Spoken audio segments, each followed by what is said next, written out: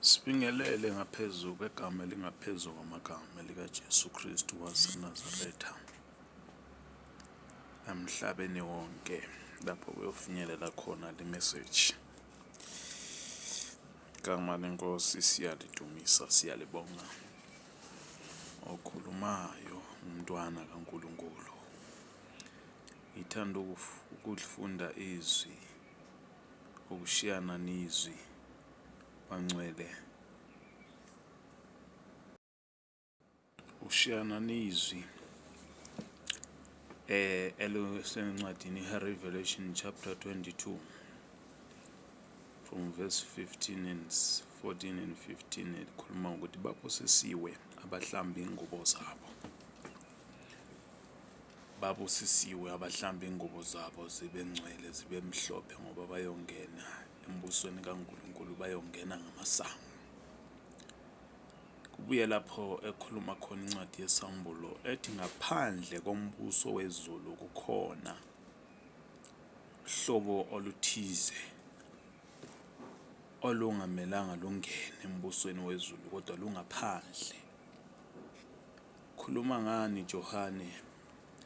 uJohane uthi ngaphandle kombuso wezulu kukhona izifebe, kukhona iziphingi, kukhona amasela, kukhona abaqamba imanga, kukhona izidakwa, khona abapracticer amanga.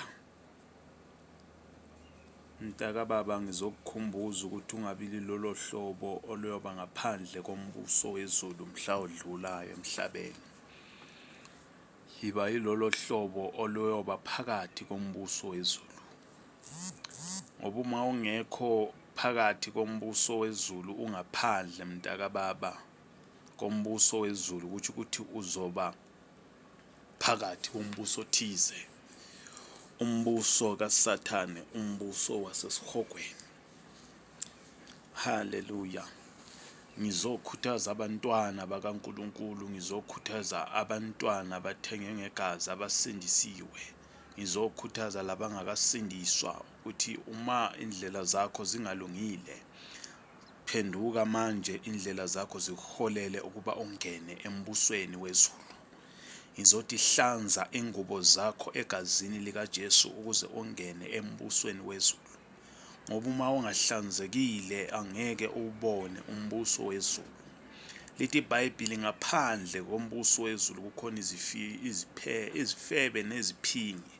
Ngaphandle kombuso wezulu kukhona izidakwa namasela. Ngaphandle kombuso wezulu kukhona abaqamba imanga. Ngaphandle kombuso wezulu kukhona bonke abayenza amanyala akhona emhlabeni. Mntaka baba, ngaphandle kombuso wezulu kukhona ababulali. Ngaphandle kombuso wezulu, kambe ngabe ukuphi umbuso na usaphila emhlabeni? Ngoba kuyenzeka uthi umuntu usaphila emhlabeni kube lo mbuso thizo usebenzelayo. Kambe ngabe lo mbuso usebenzelayo mntaka baba ungabe ukusangaphi? Ngizokhuthaza abantu ukuthi mabasebenzele umbuso kaJehova. Imisebenzi yabo kayibe imisebenzi ezobangenisa embusweni kaJehova. Ukwenza kwakho kube ngumsebenzi ozokwenza ubone umbuso wezulu.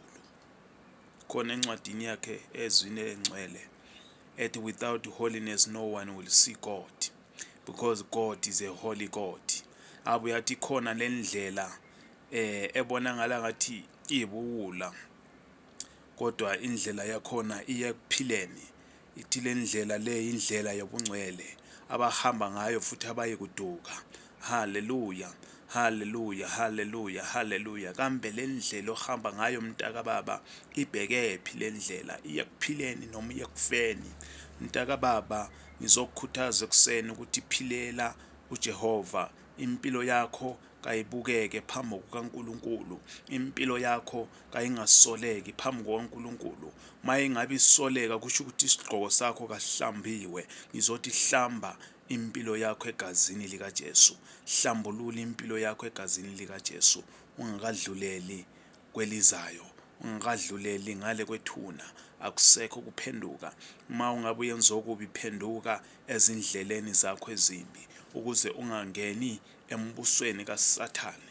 Ukuze ungene embusweni wezulu kudingeka ukuthi uhlambe ingubo zakho egazini elinguJesu. Ukuze ube phakathi kombuso wezulu kudinga ukuthi iphile impilo yobungcwele. Uthi encwadini yezakhe ikhona indlela ebonakala inhle emehlweni omuntu, kodwa isiphetho sayo iye ekufeni. Ngizothi bheka indlela zakho mntakababa, uhamba kanjani? Bheka indlela zakho mntakababa, ziyakusa na ekuphileni okunaphakade noma zikusekufeni okunaphakade? Mntakababa, indlela zakho, izithelo zakho zivezayo njengomzalane ziyasho na ukuthi uzoya embusweni wezulu? Mntakababa, ziveze wethembekile phambi kukaNkulunkulu, ziveze wethembekile phambi kukaMoya oNgcwele, ziveze wethembekile phambi kukaJehova. Mntakababa, ngizothi hlamba ingubo zakho, phenduka uveze izithelo zokulunga, phenduka uveze okuzokungenisa embusweni wezulu. Qokoqela sendaba, bengigxila kakhulu ekuthini ngaphandle kombuso wezulu kukhona uhlobo lwabantu oluthize. Ngaphandle kombuso wezulu eBhayibhelini kukhona izinja, kukhona iziphingi, kukhona izifebe. Elithi iBhayibheli encwadini yabaseKorinte, phezu kwazo zonke izono umuntu angazenza, kodwa isono esingcolisa kakhulu umuntu isono sokufeba, ngoba umuntu usuke engcolisa owakhe umzimba.